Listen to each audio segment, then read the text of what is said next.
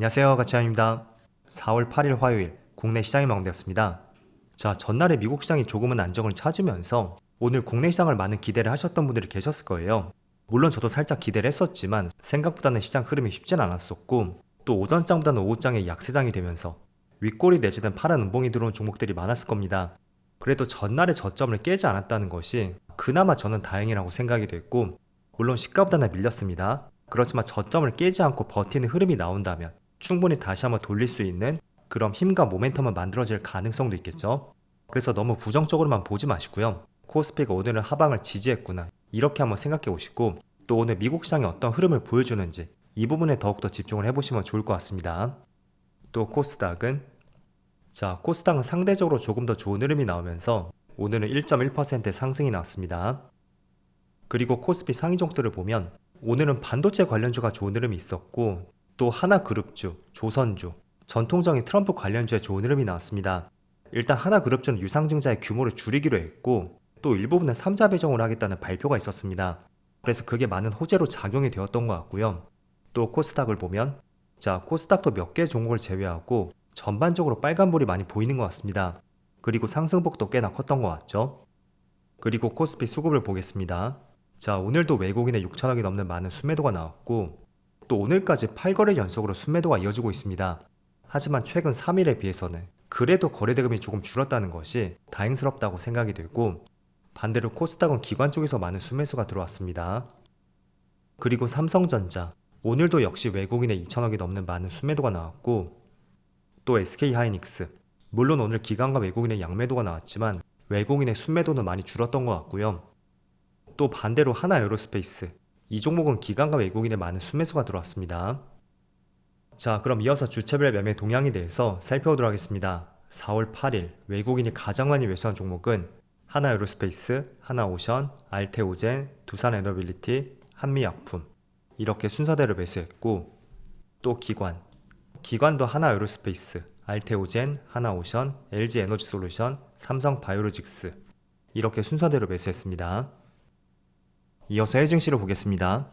어제는 다행히도 미국 증시의 낙폭이 조금은 제한이 되었습니다. 나스닥은 종가상으로 빨간불로 마무리가 되었고, S&P 500은 전날과 비슷하게 마무리되었죠. 그리고 다우지수만 0.9% 빠졌습니다. 아울러 반도체는 무려 2.7%의 반등이 나왔어요. 그리고 지금의 캔들의 크기를 한번 살펴보면 나스닥은 장 초반의 흐름은 좋지 못했었거든요. 저가는 마이너스 5.1%까지 내려갔었지만 한때는 고점이 4.5%까지, 그 등락폭이 무려 10% 가까이 되었습니다. 때문에 종가는 조금은 아쉽게 마무리가 되었다고 해도 저는 그 5% 낙폭을 만회했다는 것이 그것만으로도 괜찮은 흐름이었다고 생각이 됩니다. 그리고 분봉상으로 보면 나스닥이 장 초반의 출발은 굉장히 좋지 못했습니다. 거의 4% 급락하면서 출발했었지만 이 상승폭을 보면 30분 사이에 나스닥 지수가 10% 급등이 나왔습니다. 이게 지금 5분봉 차트거든요. 그래서 캔들 2개 10분 정도로 보시면 될 거예요. 그리고 개장하고 거의 30분이 지난 시점부터 굉장히 단기간에 나스닥 지수가 10% 급등이 나왔습니다. 그리고 또 다시 한번 크게 급락이 나왔잖아요. 30분 사이에 무려 6% 급락이 나왔습니다. 그럼 그 사이에 어떤 이슈가 있었냐면 미국 시장을 중심으로 하나의 가짜 뉴스가 나왔고, 내용은 트럼프가 90일간 관세를 유예했다는 이런 내용 때문에 시장에 급등이 나왔습니다. 하지만 백악관에서 가짜 뉴스라는 발표가 있었고, 그 때문에 시장은 다시 한번 급락이 나왔습니다. 때문에 이런 뉴스 때문에 시장에 급등락이 있었고, 또 이런 변동은 시장이 그만큼 관세 이슈에 민감하다는 뜻이 될 수도 있잖아요. 그래서 어제 이런 급등락을 보면서 저는 한편으로 이런 생각을 했습니다. 만약에 관세 이슈에 대해서 조금은 대화할 수 있는 그런 조짐이 보인다면, 그리고 그 대화를 통해서 어떤 접점이 도출이 될 수 있다면 또 시장은 크게 급등이 나올 수도 있겠구나, 그런 생각을 한편으로 했었고요. 그렇다면 그 안에서는 우리가 어떤 업종을 관심을 가져야 되냐면, 어제 미국 시장을 중심으로 크게 상승이 나온 종목들이 있을 거예요. 여러 개의 빅테크 기업들이 있습니다. 그런데 제가 어제 바라보는 관점에서는 그래도 반도체 관련주, 엔비디아의 상승폭이 가장 컸다고 생각이 됐고, 또 마이크론 테크놀로지도 마찬가지로 어제는 7%의 반등이 나왔습니다. 그래서 어제의 뉴스가 가짜 뉴스라고 하더라도 그 안에서도 가장 큰 등락이 나왔던 업종들, 저는 단연코 반도체 업종이었다고 생각이 되고, 물론 업종들을 나열하면 길게 여러 가지가 있을 겁니다. 양자 관련주도 있을 것이고, 또 음식료 관련주 등등 수많은 업종들이 있겠지만 우리가 시총 비중으로 보자고요. 시총이 높은 비중들로 본다면 그 안에서는 반도체 관련주가 그나마 큰 반등이 나왔었다. 저는 그렇게 판단하고 있습니다. 그래서 지금은 시장이 많이 좋지 못하고 아무리 반도체에 대한 업황이 돌아선다고 해도 시장을 둘러싸고 있는 그런 재료들에 많은 포커싱이 되고 있잖아요. 그래서 오늘 삼성전자의 잠정 실적 발표가 있었고 또 어닝 서프라이즈가 나왔음에도 불구하고 외국인의 많은 순매도와 함께 주가도 시가보다는 계속 밀리고 있습니다. 그래서 지금은 여러분들이 시장을 봐야 되는 것은 시장 내에는 여러 가지 업종들이 있을 거예요. 그리고 상대적으로 업황이 좋은 것도 있겠죠. 하지만 지금은 그게 크게 무의미하다. 저는 그렇게 판단이 되고, 그렇다면 이런 부분이 본격적으로 반영이 되려면 이 관세 불확실성이 조금은 해결이 되었을 때 그때 비로소 업황이 상대적으로 괜찮은 업종들, 그쪽 업종들이 가장 먼저 치고 갈 가능성이 있습니다. 일단은 지금 시장에서 가장 업황이 좋은 곳이 방산, 조선 이런 업종들이 있겠죠. 그리고 1분기 실적이라든지 또 레거시 반도체 가격이 반등하는 것을 봤을 때도 사실 트럼프의 관세 이슈만 없었다면 반도체도 2분기에는 점점 반등을 했을 가능성이 높습니다. 그래서 지금은 관세 이슈가 없었다면 그 전제를 깔고 업종들을 보셨으면 좋겠습니다. 그때 어떤 업종들이 좋은 흐름을 보였을까? 첫 번째로 그 부분을 생각해 보시고요.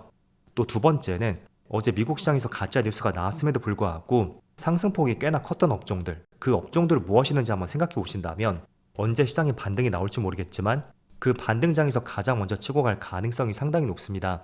그래서 이 두 가지를 먼저 강조해 드리겠고요. 또 이것도 한번 참조해 보시면 좋을 것 같아요. 오늘 삼성전자가 잠정 실적 발표를 했었고 1분기 영업이익 예상치는 5조 원대였습니다. 그런데 6.6조가 나왔다는 것은 상당한 어닝 서프라이즈였거든요.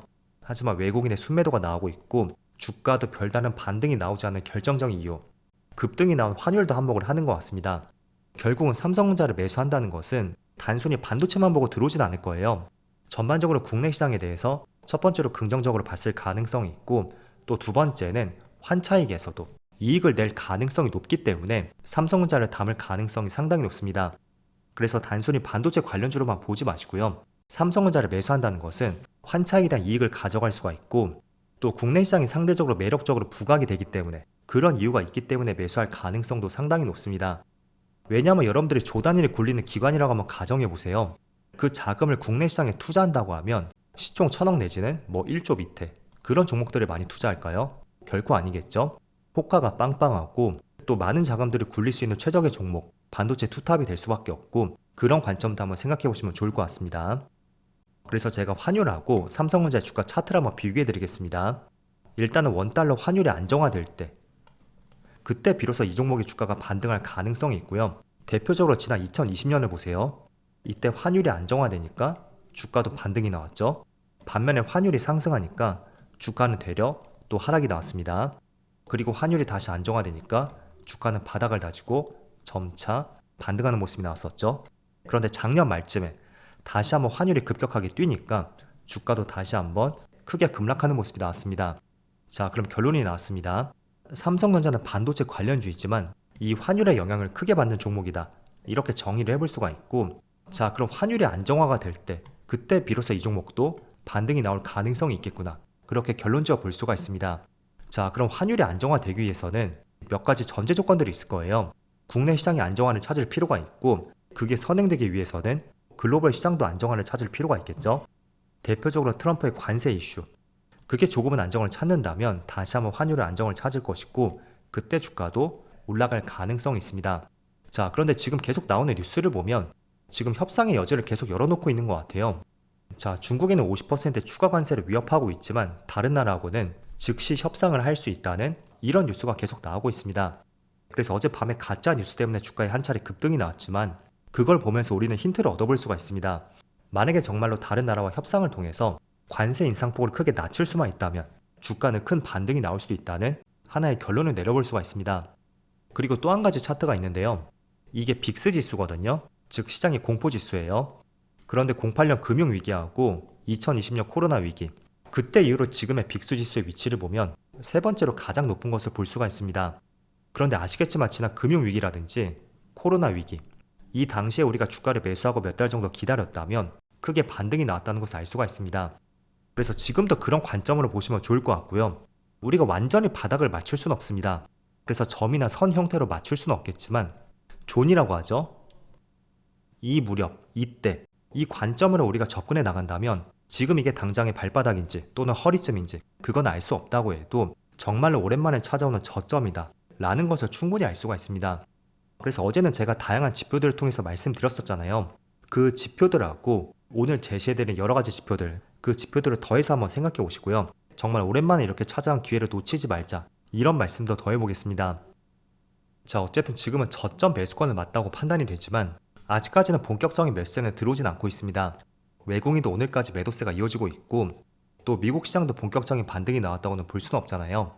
그래서 당장에 해결되진 않겠지만 점차 시간이 지나면 빠르게 회복될 가능성이 있으니까 지금 4월 만에 시장만 보지 마시고요. 빨라도 2분기 끝 무렵쯤, 그쯤에는 어떤 성과가 나오지 않을까? 이런 생각과 함께 시장을 바라보시는 것을 적극적으로 권장해 드리겠습니다. 자, 그럼 오늘도 정말로 어려운 시장이었는데 늦은 시간까지 수고 많으셨고요. 저는 내일 영상에서 다시 찾아뵙도록 하겠습니다. 모두 즐거운 저녁 되세요. 감사합니다.